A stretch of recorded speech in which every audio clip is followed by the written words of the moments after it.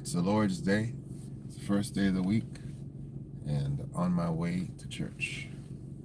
Listen, though, I want to talk to you about something called the Holy Bro Code. And to all of my folks who do go to church, God bless you. Some of you are in church already. I am running a little bit late to the service that I'm potentially going to right now. So, but last night went to hang out with Batgirl and a couple of the brothers, because I like to do what I call the blended boys night out. What is the blended boys night out? The blended boys night out is when you can take your Batgirl with the boys and have a boys night and a Batgirl out. And what I love about my brothers, and Batgirl likes it too, is that she's in a scenario where she's now surrounded by protectors, individuals who, they got your back. They absolutely got your back. You don't got to worry about nothing. You can be looking over here, and they got your back. And I wonder how many of you have friends that have the Holy Bro Code. Not only those, because they're my brother, the guys I roll with. Good morning. The guys I roll with, we have fun together. We go to church together. We're the same. You know what I'm saying? We're believers. We're men. And we got that shalom. We got that camaraderie. Good to see everybody this morning. But we got that camaraderie where we look out for each other. Some of us are going through some relationship turmoil.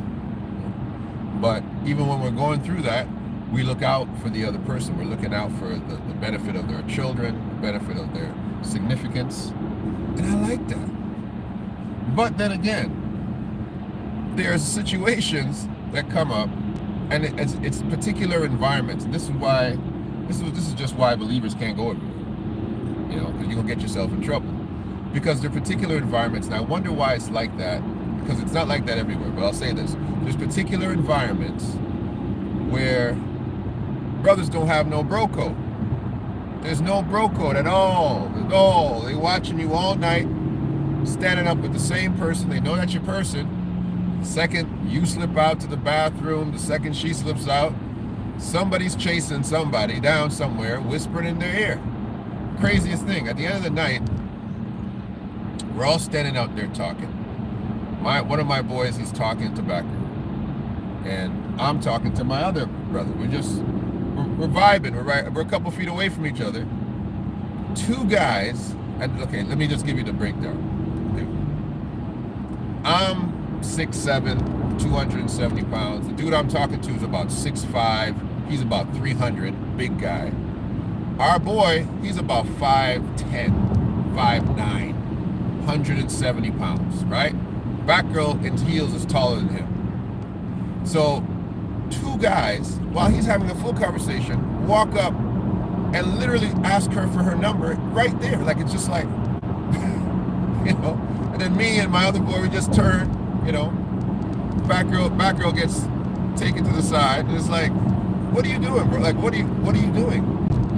And I guess these guys didn't realize we're all together, but my boy says to me, this is what he says. He says, man, that happens to me all the time.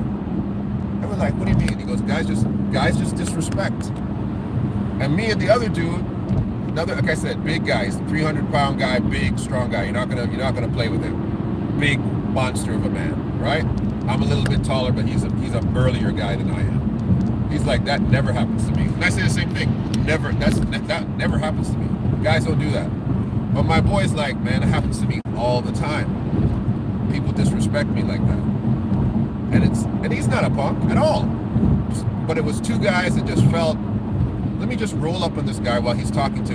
It could have been, Batgirl could have been with him. And they just rolled up, took out their phone. He's in full conversation.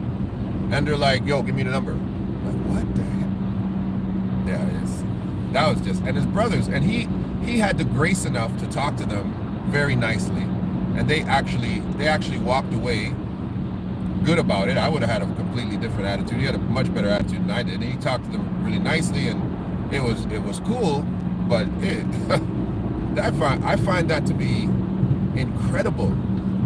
And I think our community, brothers in our community, we need to have a lot more respect than that, man. You see grown people standing on the street. This is that. This is that lustful, wicked, rebel gangster. Yeah, that's exactly what it is.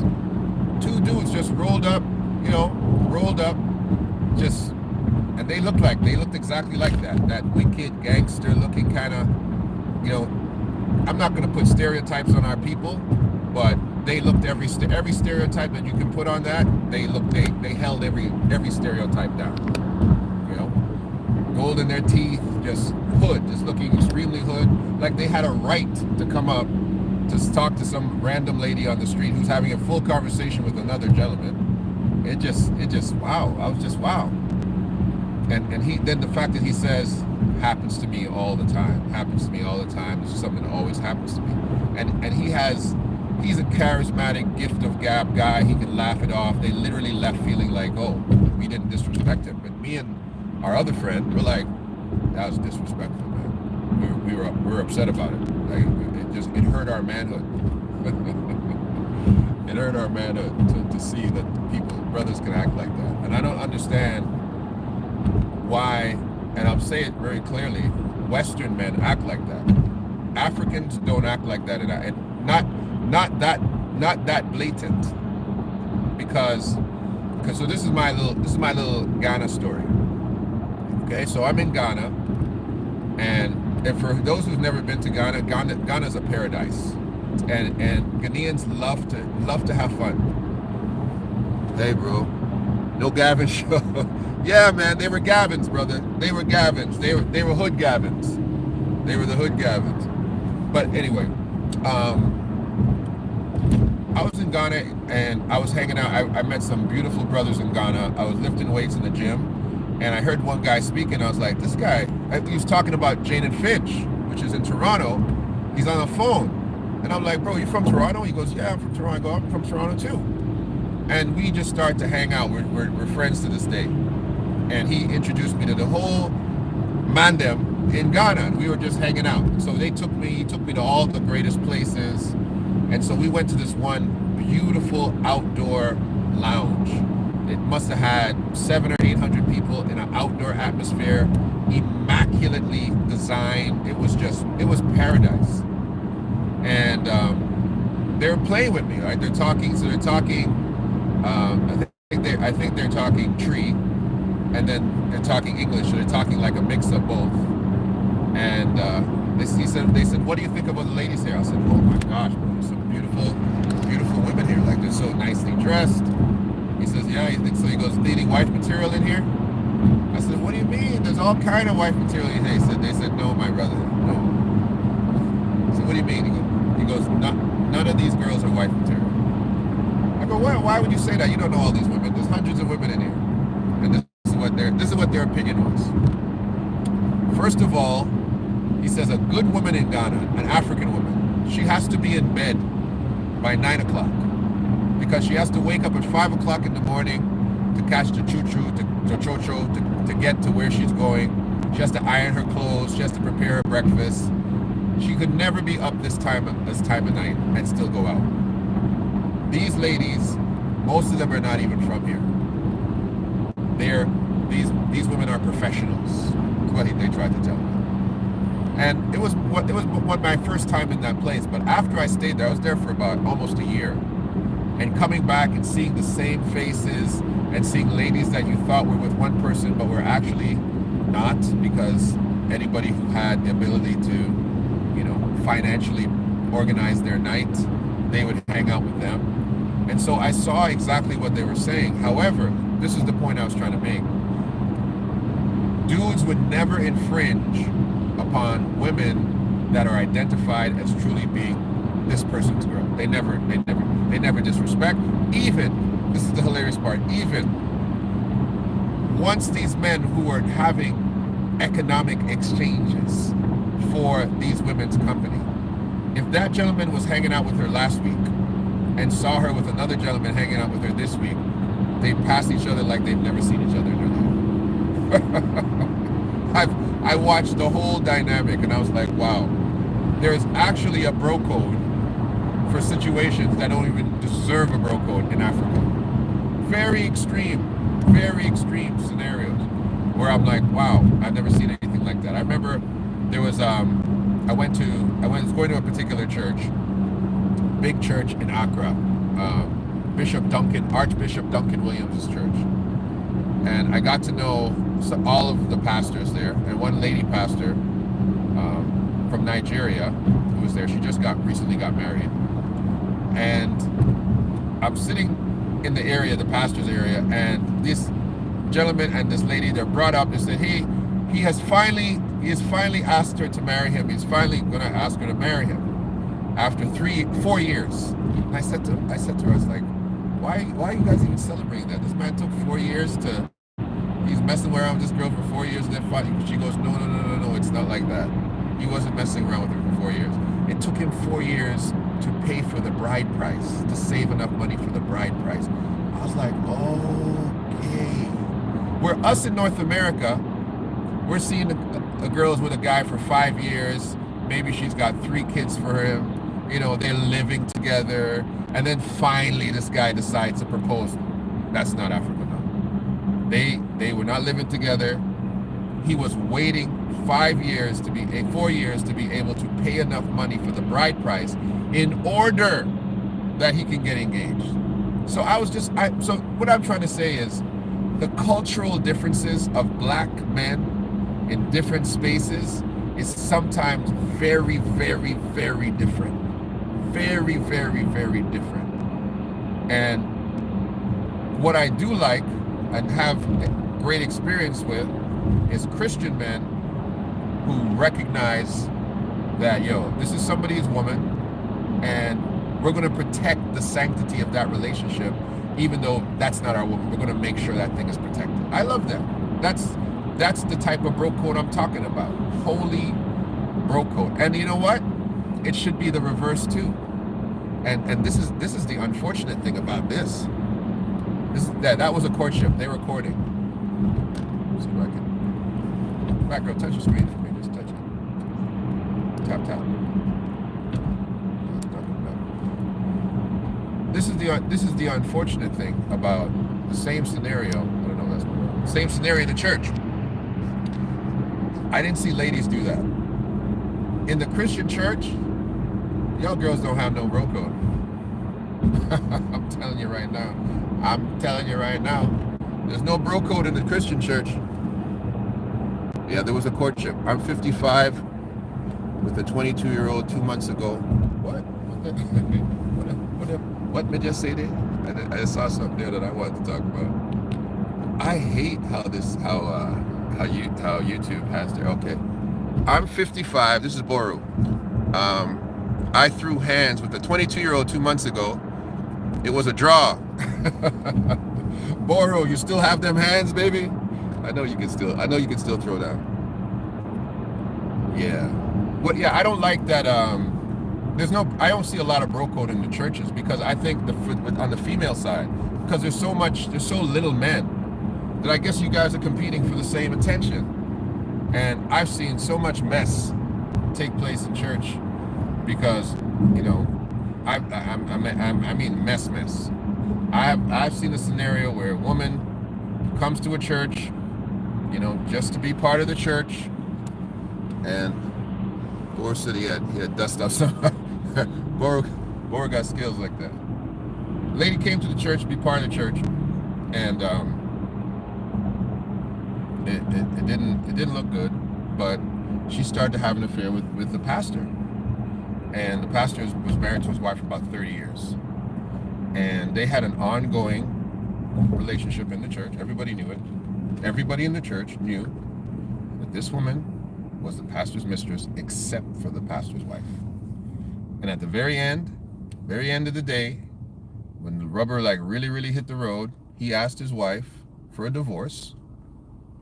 He told her she can go and attend. He had 2 churches. She can go attend the other church. The mistress, who was singing on the worship team, became his new wife and became first lady, right? And these people have been in the church for 20 some odd years. these older black people in the church for 20 some odd years with this old man, let this man divorce his wife, put the worship leader, or she wasn't a leader, she was a worship, she sang worship, put her now on the rostrum as now the new first lady, right? Put his wife in the other auxiliary church, and none of these Negroes even got up and got upset and moved. None of them quit. None of them said, I'm not sitting for this. His affiliates, most of his affiliates, I mean most of them, never broke fellowship with him while he did this. And again, long story short, people were defending the mistress.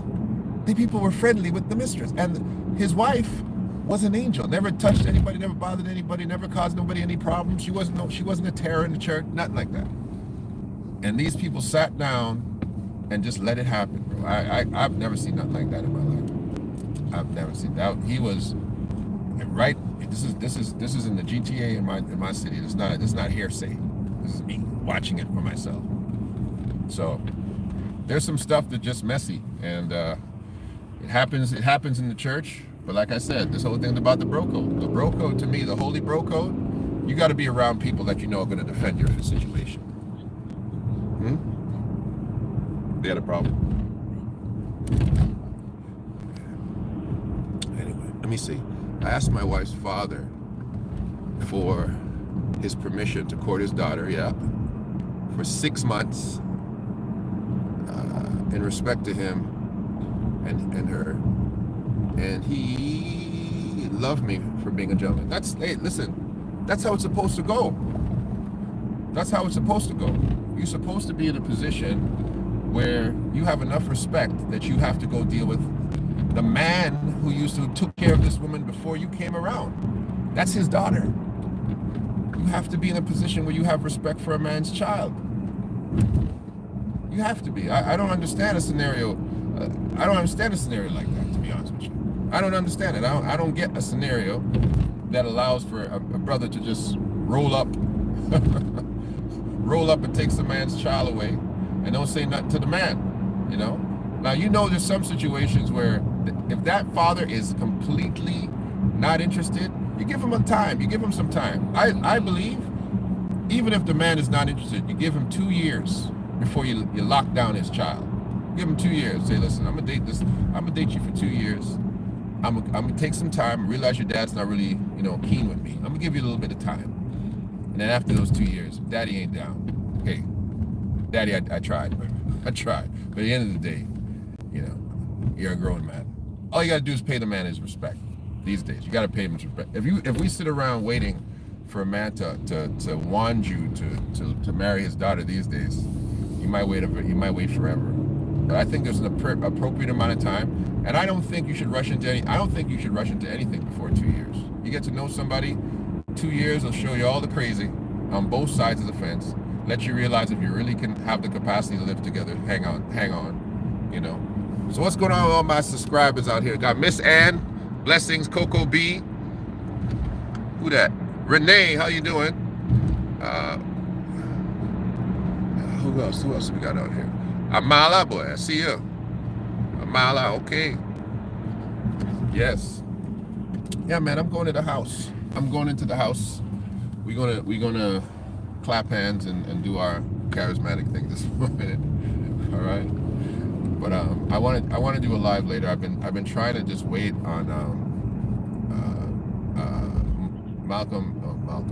Martin Luther King's lawyer. He's been a little bit ill, so I've been trying to have him as my next live. I really been waiting on him. I've been kind of holding back on him. So that's it. That's a bro code. That's a bro code conversation. I don't know what you guys think about it, but it just hit me yesterday when I saw how these brothers were acting on the street, how these men were acting in the place that we were. Black girl goes to the bathroom, brother run behind her to take her nut. I'm like, man, come on, man. You guys know, you got better to do with yourself. All right, we here. So blessings to everybody. I'll talk to you guys soon. Hopefully I'll be able to do a live later on today. It's Sunday. I like to do my little Sunday evening live and do a little teaching session. So I'll catch you guys later. All right, bye.